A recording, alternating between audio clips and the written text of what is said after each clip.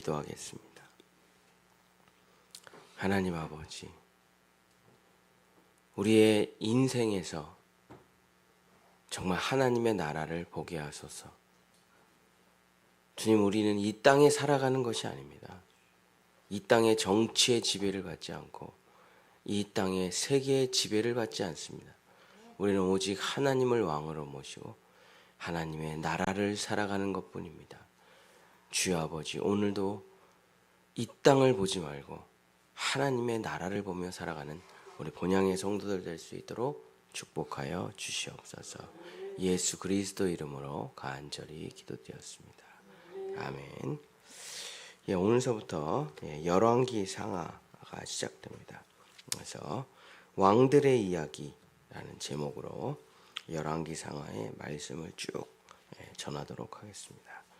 오늘은 그 첫 번째 시간으로 열왕기 상하를 이제 한 번에 꿰 수 있는 열왕기 상하의 4가지 관점이라는 제목으로 하나님의 말씀을 전합니다. 성경은 역사책이기도 해요. 그래서 고전 문학으로서 성경처럼 중요한 책이 없습니다. 그러나 역사책이냐 그럼 또 역사책은 아니에요. 성경은 종교서적입니다. 그러나 또 종교서적이냐 또 그럼 또 그렇지도 않아요. 역사를 담고 있고 종교를 담고 있고 사람들의 이야기를 담고 있고 전쟁사를 담고 있고 인류 역사 전체를 아담서부터 첫사람 아담서부터 인류 역사 전체를 담은 책은 유일하게 이거 한 권밖에 없습니다. 성경에는 근친상간의 이야기도 있고 전쟁의 이야기도 있고 동성의 이야기도 있고 별의별 얘기가 다 있습니다. 좋은 얘기만 있는 책이 아니에요. 모든 종교의 경전들은 다 교주의 좋은 얘기만 써놨어요. 그런 건 경전이 아니죠. 거짓말이죠. 우리가 살아가는 삶이라는 것은 모든 것이 다 들어가 있는 겁니다. 희노애락이 있고 생사화복이 있고. 이 열왕기 상하를 읽어 나갈 텐데 이제부터 이 열왕기 상하를 읽는 눈이 필요해요. 눈이. 그냥 아무렇게나 성경을 막 읽으면 이게 도덕책으로도 보였다가 역사책으로도 보였다가 종교서적으로 보였다가 자기계발서로도 보였다가 막 성경이 막 엉망진창이 됩니다. 성경은 하나님의 관점으로 성경을 읽어야 되는 거예요. 하나님께서 우리에게 무슨 말을 하시는가로 읽어내야 되는 거지 그냥 아무렇게나 막 읽는 책이 아니에요. 저자가 이 책을 기록한 목적이라는 게 있기 때문에. 자, 오늘 열왕기 상하를 읽어가면서 도대체 열왕기 상하를 왜 써놨냐 이거죠. 지금 우리에게. 자, 열왕기 상하는 솔로몬 때부터 유다의 마지막 왕 시드기야까지 예수님 탄생 전 주전 586년까지의 기록, 약 400년의 역사를 기록한 책입니다. 남유다의 23명의 왕, 북이스라엘의 19명의 왕, 그래서 총 42명의 왕들과 12명의 선지자의 이야기를 기록한 책이죠. 이제부터 400년의 이스라엘의 남왕국, 남유다와 북이스라엘의 시대 이야기를 들으면서 왜 이스라엘이 멸망을 했는가를 배워야 되죠. 결국 이스라엘은 멸망했습니다. 북이스라엘은 아수르에게 멸망했고 남유다는 바벨론에게 멸망을 했죠. 왜 선택받은 이스라엘 백성이 멸망을 했는가? 우리는 이제 이것을 깨닫고 배워야 됩니다. 그걸 배우라고 써놓은 책이에요. 그것을 하나님의 직계 자손들까지도 버림당할 수 있다는 것입니다. 뭘 잘못하면 이걸 이제 살펴봐야죠. 그래서 열왕기 상하를 읽으면서 우리는 4가지의 관점을 아주 주요한 4가지의 관점을 볼 수가 있다 이거죠. 첫 번째, 자, 열왕기 상하는 왕들에 대한 이야기를 다루죠. 근데 그 업적에 대해서는 단 하나도 관심이 없습니다. 그걸 우리가 읽어내야 돼요. 자, 솔로몬의 가장 위대한 업적이 무엇입니까? 외교예요. 외교력. 그래서 전 세계와 하나가 됩니다. 이스라엘이. 팍스 이스라엘이죠. 지금 팍스 아메리카죠.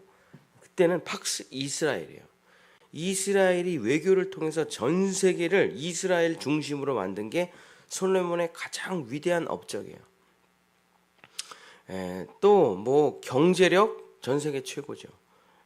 성전 건축 전 세계 최고예요. 종교성, 경제성, 군사력, 외교력, 솔로몬만한 업적을 가지고 있는 왕이 없죠. 성경은 솔로몬의 업적에 대해서 하나도 관심이 없어요. 하나도 관심이 없어요. 성경이 관심이 있는 건 뭐냐? 솔로몬이 1000번제를 드리며 하나님의 말씀을 들을 수 있는 듣는 마음, 쉐마를 달라고 기도했거든요. 성경의 관심이 뭐냐? 끝까지 하나님의 말씀을 듣는가 안 듣는가. 오직 여기에 지대한 관심이 있어요. 오므리는 북이스라엘 역사상 김정일 같은 사람이에요. 오므리가 핵폭탄을 만든 김정일 같은 가장 정치적으로, 역사적으로, 군사적으로 가장 위대한 업적을 만들어놓은 사람이 오므리입니다. 오므리. 근데 성경은 오므리 왕을 단 한마디로 표현해요. 오므리가 여호와 보시기에 악을 행하되. 그 사람의 업적이나 치적에는 아무 관심이 없어요. 오므리는 우리는 이제 성경을 하도 많이 봐가지고 오므리가 되게 나쁜 사람이라고 생각하고 있는데, 오므리는 인류 역사에 정말 위대한 왕이에요. 엄청난 업적을 세운 왕입니다. 그러나 성경은 그냥 한마디로 표현해요. 악인이야. 악인. 그 이상 그 이하도 아니야. 그래서 열왕기상하를 읽어갈 때 왕의 리더십, 왕의 치적, 왕의 업적 이런 거에는 아무 관심이 없어요. 그래서 우리는 열왕기상하를 읽어갈 때 우리가 우리의 인생에서도 배울 건 뭐냐? 여러분이 뭘 했냐? 하나님 하나도 관심 없다니까요.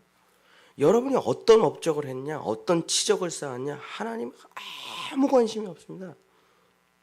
고린도 전후서에 인간이 죽으면 불에 들어간다 그래요.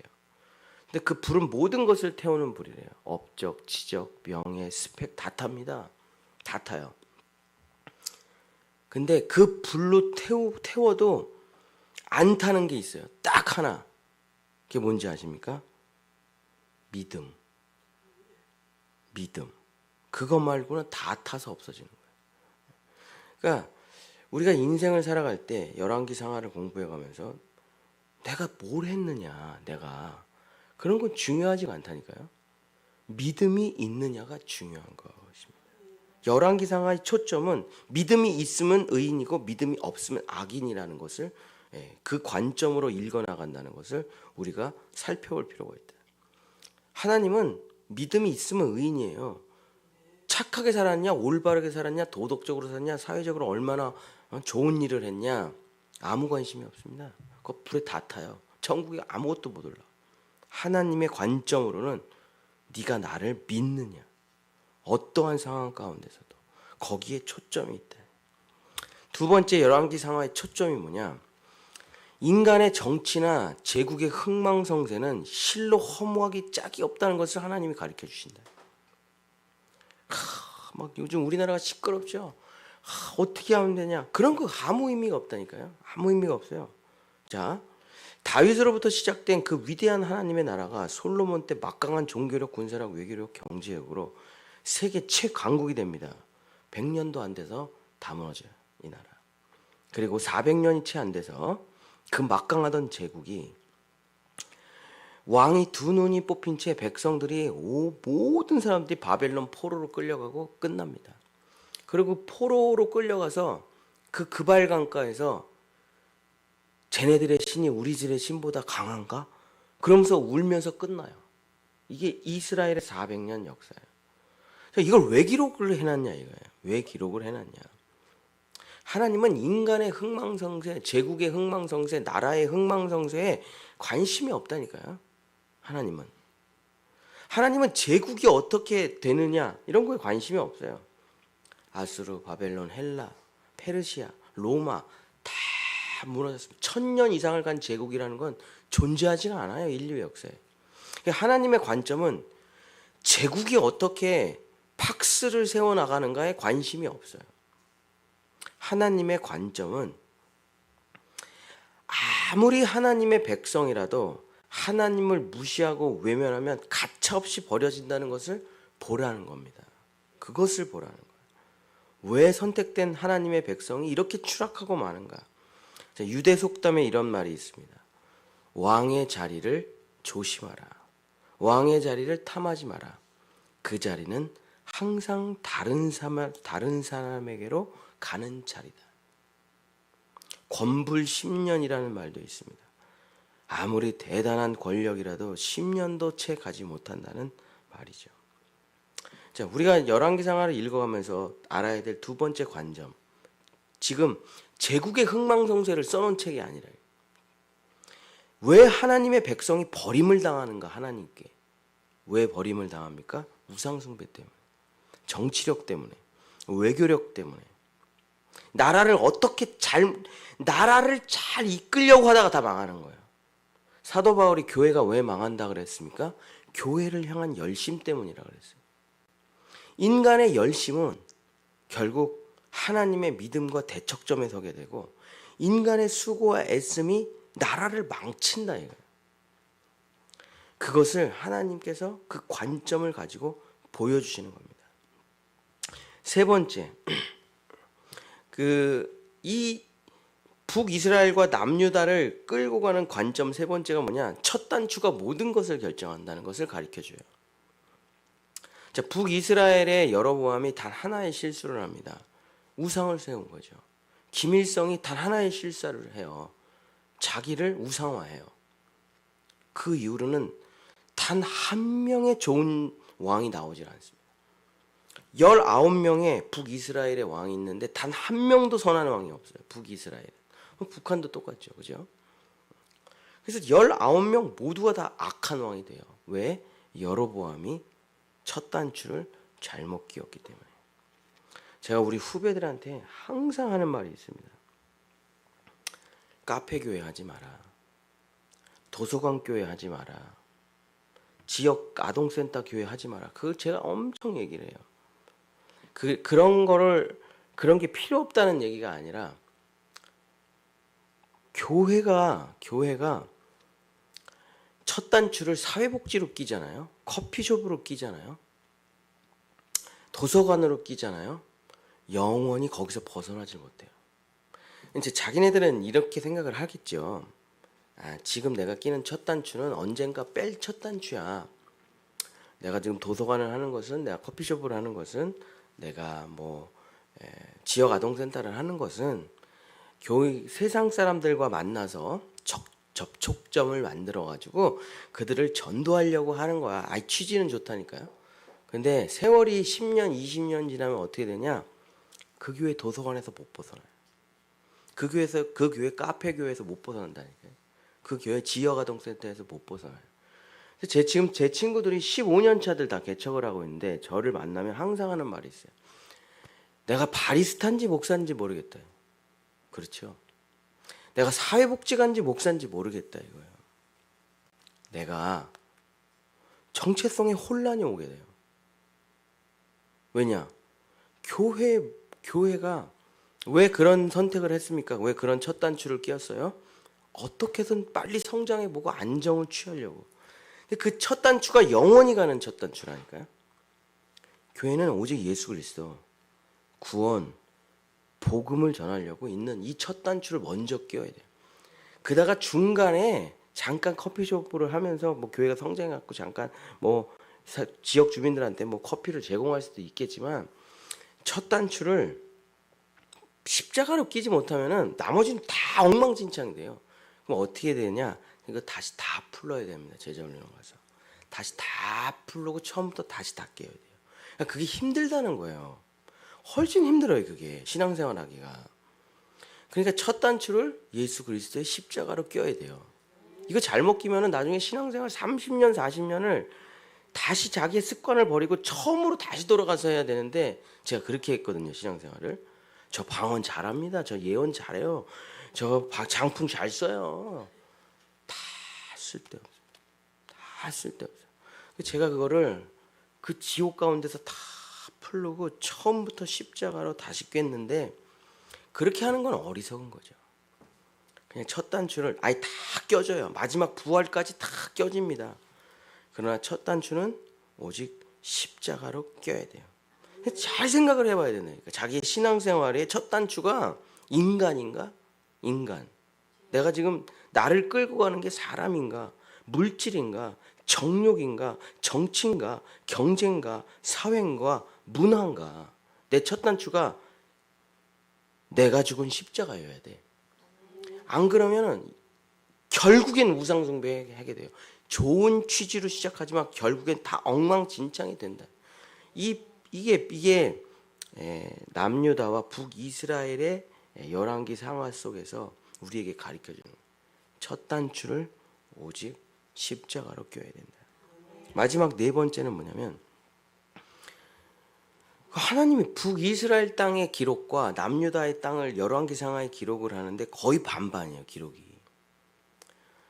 자, 하나님은 북이스라엘을 뭐하러 써놓냐. 읽기도 귀찮아요.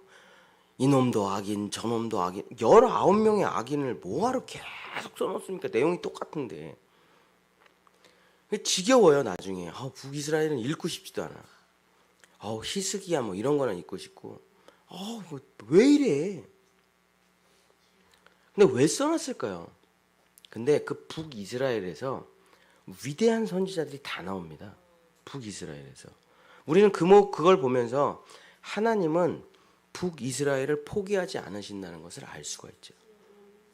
그리고 지금은 북이스라엘 남유다가 없잖아요. 지금 이스라엘이 전 세계 전쟁하고 다 승리하고 있지 않습니까?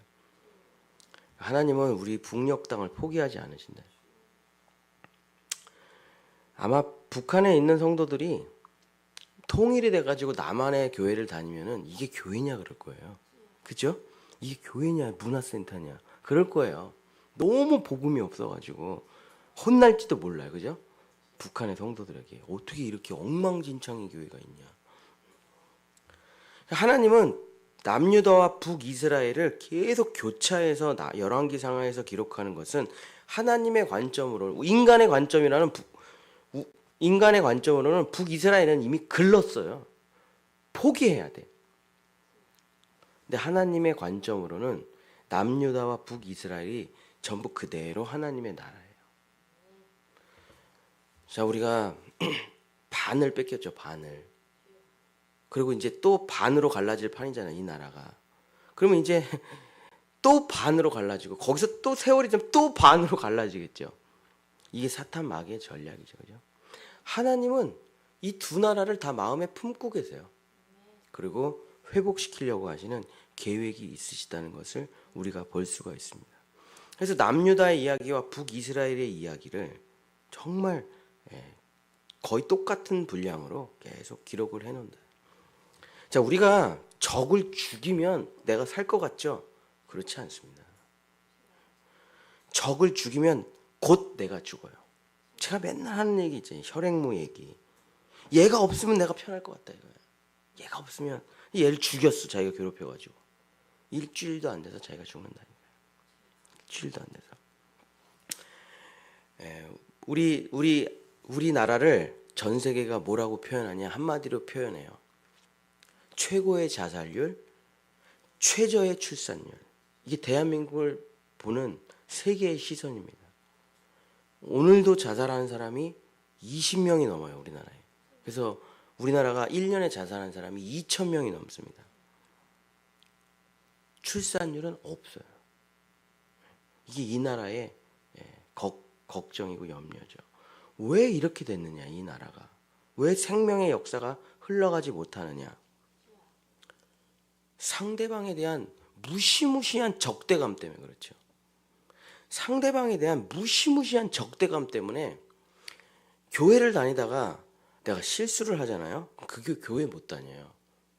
왜? 성도들이 용서하질 않아요. 그 사람을. 용서를 하질 않아요. 그냥 내쳐버립니다. 쫓아내버려요. 우리의 문제가 무엇입니까? 그래도 미국처럼 토론을 해가지고 정말 끝장 토론을 해가지고 풀어야 되는데 상대방을 죽여버린다니까요. 그냥. 그러니까 자기가 지면은 인생이 끝나버리고 자살하고 끝나는 거예요. 대통령도 자살하는 거예요. 대통령 자리에 나오면 자기는 이제 그냥 인생이 끝나게 되니까. 근데 미국은 악한 대통령이라도 그걸 인정하고 존중합니다. 실수를 많이 한 대통령이라도 그 사람을 존중해줘요. 기업가도 존중해줘요. 돈을 많이 벌었다 그래서 다 악인이 아니에요. 존중을 해줘요. 근데 하나님이 남유다와 북이스라엘 이야기를 갖고 가는 마음 자세를 봐야 되는데 그 관점을 하나님은 북이스라엘도 사랑하신다. 그래서 그것에 희망을 보면서 끌고 가셔요. 그래서 결국에 지금 이스라엘이 회복이 된 것이죠. 사랑하는 본향의 성도 여러분, 우리는 이제 이 책을 읽어가면서 열왕기상하를 읽어가면서 내 눈으로 이걸 보면 무슨 의미가 있냐는 거예요. 이게 내 관점과 내 시선과 내 생각으로 성경을 읽어가는 것은 아무 의미가 없다. 그래서 제가 항상 우리 성도들에게 말하는 게 성경 통독이 돼야 묵상이 된다 이거예요. 묵상하지 말라는 거예요. 자기가 마음에 드는 성경 구절 한 구절 뽑아가지고 묵상해봐야 자기만 더 강화돼요. 자기만 더, 자기 주장만 더 세진다니까요. 성경 전체를 흘러가는, 성경 전체를 보는 통독이 돼야 돼요, 먼저. 그리고 거기서 하나님이 나에게 주시는 말씀을 붙들고 묵상을 해야지, 이 전체 하나님의 관점을 다 빼버리고 자기가 보고 싶은 성경 구절만 보면은 그건 진짜 큰일 난다. 하나님께서 열왕기상하를 보여주시는 관점대로 우리가 성경을 보면서, 성경이라는 것은 자기계발서가 아니에요. 성경이라는 것은 나를 비추는 거울입니다. 성경은 나를 산산조각을 내는 책이에요. 혼과 영과 및 관절과 골수를 찔러 쪼개는 책이래. 내 안에 있는 모든 것을 다 밝히 드러내는 책이래. 그러면서 내가 무엇을 잘못하고 있는지 책망을 받고 진리의 길이 무엇인지를 깨닫고 주님이 말씀하시는 그 말씀을 따라가게끔 인도하는 책 아닙니까? 그래서 우리는 이제부터 열왕기상하를 읽을 때 역사적인 관점으로 보지만, 역사적인 관점, 의미가 없다. 왕의 치적과 업적으로, 제국의 흥망성쇠로 이렇게 보지 말고 왜 선택받은 하나님의 백성은 이렇게 멸망할 수밖에 없었는가? 여기에 관점을 두고 본다. 말씀을 마치겠습니다. 과학자는 이 세상이 진화된다고 말을 합니다. 절대 그렇지가 않아요. 진화된다는 것은 다시는 똑같은 실수를 하지 않는다는 것을 전제로 하는 거예요. 그래야 발전을 해나가는 거 아닙니까? 근데 인류는 똑같은 실수를 계속 반복해요. 자, 열왕기상하, 역대상하까지가 우리 이제 엄청 읽겠죠. 우리는 수백 년의 역사를 읽으면서 한 가지를 깨달아요. 아담서부터 2025년까지 인간은 똑같은 실수를 계속 반복한다. 마치 돼지가 토한 것을 다시 먹는 것처럼 인류는 똑같은 어리석음을 그대로 반복해요. 그 똑같은 실수 하나가 무엇입니까? 내 열정이 모든 걸 해결할 수 있다는 인간의 착각이. 하나님을 믿지 않는다는 말이죠, 그게. 그것이 인류가 계속 반복하고 있는 가장 큰 문제라는 것을 열왕기상하, 역대상하가 말을 하고 있는 것입니다. 사랑하는 본향의 성도 여러분, 내 열심이 모든 것을 망친다니까요. 이것을 믿는 거예요. 내 열심이 모든 것을 망친다. 그러면은 그냥 집에서 가만히 밥 먹고 화장실만 가고 그렇게 살라는 말이냐? 아니. 내 열심을, 내 열정을, 내 욕정을 십자가에 못 박아 버리라. 그리고 주의 말씀을 따라가라. 그게 안 되니까 내가 죽어야 된다는 거예요. 그게 안 되기 때문에. 내 열정이, 내 생각이, 내 판단이 나를 이끌고 가기 때문에 중간에 십자가가 필요하게 되는 되는 것이죠. 사랑하는 본향의 성도 여러분, 인류의 역사 다 마찬가지입니다. 하나님을 왕으로 모시는가? 내가 진짜 하나님을 왕으로 모시는가? 아니면 사람을 따라다니는가? 정치를 따라다니는가? 경제를 따라다니는가? 돈을 따라다니는가? 지식을 따라다니는가? 그 첫 단추 바꾸지 못하면은 결국 맨 마지막에 우리는 어디 서 있습니까? 포로로 끌려간다. 포로로. 거기서 벗어나지 못한다.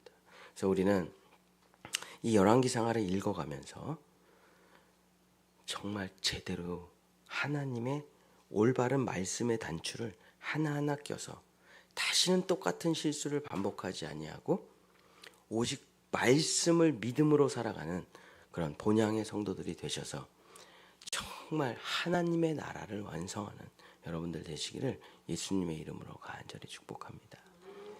기도하겠습니다.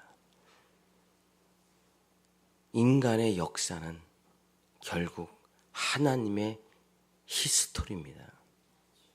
인간의 흥망성쇠는 결국 하나님을 믿느냐 안 믿느냐의 이야기였습니다. 나의 생사화복은 결국 순종이냐 불순종이냐 였다는 것입니다. 인류 역사는 복잡하지가 않습니다. 인간사는 복잡하지가 않습니다. 아주 단순하고 명쾌하냐. 내가 하나님을 따르는가 아니면 세상을 따르는가. 주여 아버지, 우리 본향의 성도들 이 땅에서 잘 먹고 잘 사는 것이 의미가 있는 것이 아니라 내가 이 땅에 살아가고 있지만 하나님의 나라를 살아가게 하소서. 하나님을 나의 영원한 왕으로, 만왕의 왕으로 모시게 하소서. 그 만왕의 왕이 십자가에 못 박혀 죽었음을 믿고 그분을 따르는 제자들이 될 수 있도록 축복하여 주시옵소서. 여호와는 내게 복을 주시고 너를 지키시기를 원하며 여호와는 그 얼굴을 내게 비추사 은혜 베푸시기를 원하며 여호와는 그 얼굴을 내게로 향하여 드사 평강 주시기를 원하노라. 아멘. 우리 주여 삼창하고 기도하시다가 자유롭게 돌아가시면 되겠습니다. 주여, 주여, 주여. 주여, 우리의 육신은 한국에서 태어났지만 우리는 한국 사람이 아닙니다. 우리는 땅에 속한 사람이 아닙니다. 우리는 세상에 속한 사람이 아닙니다. 우리는